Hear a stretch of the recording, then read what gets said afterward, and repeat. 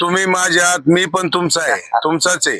आणि त्यामुळं मी प्रत्येक ग्रामस्थांबरोबर काही समस्या असल्या, काही अडीअडचणी असल्या तर मी अग्रक्रमाने ते सोडवण्यासाठी, काही मदतीसाठी पुढे धावून जातो. त्यामुळे त्यांची भावना आहे. 100% सांगतो, इथं पाझर तलाव आहे, तो पाणी साठलेलं पाणी जिरून निघून जाते. त्या पाणी आज गेली 30-35 वर्ष ते पाणी त्या धरणात साठतच नाही. 2-3 महिन्यात पाणी निसरून जाते. मग त्याचं बंदोबस्त नाही, काही नाही. तर त्याच्यासाठी आहे ना, भारतीय जनता पक्षाच्या माध्यमातून सरकारवर आपलं आहे, तर सरकारच्या माध्यमातून मी 100% त्या धरणासाठी निधी आणीन.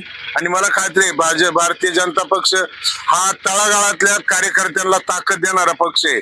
त्यामुळं ज्या तालुक्यात आपल्या विचाराचा प्रतिनिधी नाही, त्या तालुक्याला भारतीय जनता पक्षाच्या माध्यमातून सरकारकडून निश्चित तेवढी ताकद चांगली भेटते.